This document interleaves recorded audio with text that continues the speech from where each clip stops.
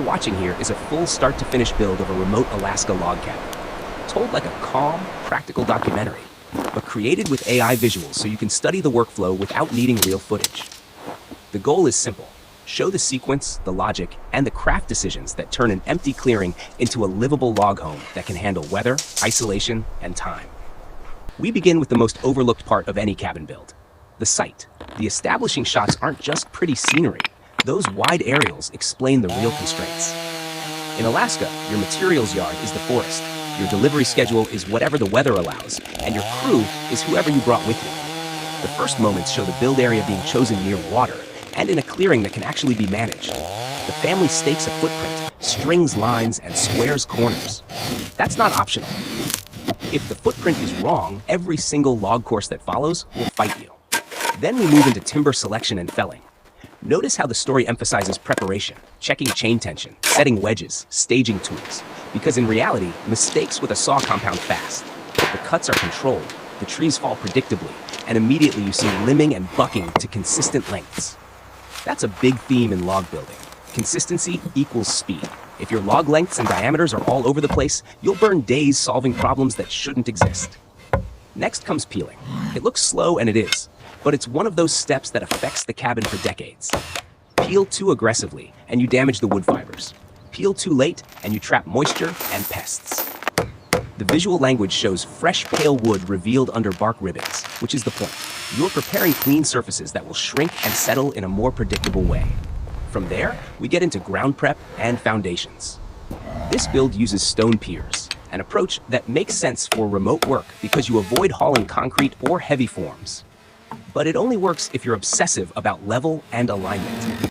The close-ups on the bubble level and the careful tapping of stones are telling you what the build is really about. Patience. A pier that's off by even a small amount turns into a crooked sill, which turns into a twist in the wall, which turns into headaches when you try to hang a door. Once the sill beams and floor structure go down, the cabin finally has a platform. That's where momentum builds, and you can feel the project shift from preparation to construction. We see fasteners driven, joists aligned, and a rhythm developing, because a successful build is mostly rhythm. It's not flashy. It's repeatable steps done correctly. Then the heart of the log house begins. Setting the first course. The first logs define everything. Square, true, and stable. The prompts highlight rolling logs with PVs and using ramps and a come-along winch, which is exactly what you do when you don't have machinery. It's mechanical advantage and teamwork. No hero moves, no reckless lifting, just leverage. Corner joinery is where craftsmanship shows. The saddle notch carving, scribing, and test fitting are the language of log construction. You're not stacking perfect cylinders, you're shaping unique pieces to lock together. The macro details, chips flying, fresh cut surfaces, scribe lines, signal that each log is being made to fit the one below it. That's how you get a tight wall that resists wind and sheds water. As the walls rise, you see structural strategies that matter in real life. Pinning courses with rebar, drilling vertical holes, and locking the stack. That's about controlling settlement and preventing twist. And settlement is always the invisible character in a log home story.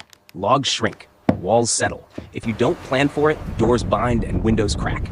That's why the build introduces door and window bucks and braces before cutting openings. You don't just cut a hole and hope. You stabilize, you frame, and you allow movement. Around the midpoint, there's a deliberate pause, sharpening tools, handling small maintenance, and taking a break.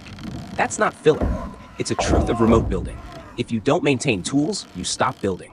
The work pace is only as good as your edges and your systems.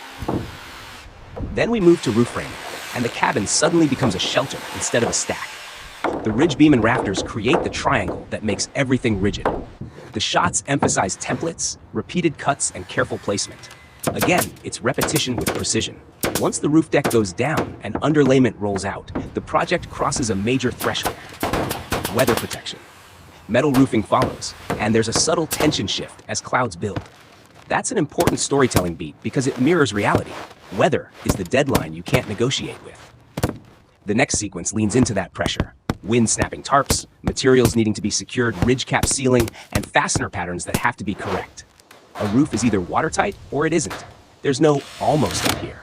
After the roof is sealed, the build turns from structural to comfort and longevity, chinking prep and application. Those clean, continuous seams matter because air leaks are what make a cabin miserable. The careful smoothing isn't just cosmetic, it's thermal performance. Then doors and windows go in, and you finally get a sense of enclosure. You can feel the interior calm down. Less wind noise, more controlled light, more home. Inside, insulation and vapor control appear next. Even in a log cabin, you still manage heat loss and moisture. The visuals show careful stapling, smoothing seams, and making the floor system reliable. Then comes the stove corner, stone hearth, pipe alignment, roof flashing. This is a life safety moment in real builds, so it's good the sequence treats it with precision. Dry fit, alignment, sealed penetration, proper fastening. The first stove test happens under storm conditions, which is both dramatic and practical. When the weather hits, you want warmth and shelter now, not later. A brief wildlife moment, like a bear at the tree line, adds realistic tension without turning the story into chaos. The important lesson is how it's handled. Calm, secure food bins, retreat and lock up. In remote living, the win is not confronting nature. The win is respecting it and staying safe. From there, the project resolves into finishing it. Trim, shelving, site cleanup, sealing the exterior, stacking firewood, and bringing in simple furnishings. These are the steps that transform a structure into a system you can live in. A neat wood pile under cover, coiled ropes, tools stored, floor swept. Those details communicate readiness. They also communicate mindset. You're not just building an object, you're establishing a routine. The final shots lean into the payoff. The loft in place, the porch as a viewing platform, the cabin holding steady with light snow, stove heat glowing inside, steam rising from a mug by the window. The story closes not with a flashy reveal, but with the quiet satisfaction of completion. Smoke from the chimney, the wilderness all around, and a cabin that looks like it belongs there. If you're watching this to learn, here are the takeaways the sequence teaches without ever saying them out loud. First, layout is everything. Square corners and level piers prevent most downstream problems. Second, consistency in log prep saves time and improves fit. Third, joinery and pinning are about controlling movement over time, not just stacking wood. Fourth, weatherproofing is a race you plan for. Get the roof on, seal penetrations, then refine. Fifth, comfort is built from small decisions. Tight chinking, proper openings, safe heat, and moisture control. And finally, the best remote builds aren't rushed. They're methodical, safe, and repeatable. That's why this AI-created documentary-style sequence works as a study tool. It's not pretending to be real footage. It's presenting the logic of a real build in a clean, visual timeline. And if you follow that logic in the real world, you give yourself the best chance to finish with what this story ends on. A warm, stable log home that can stand up to Alaska and still feel like home.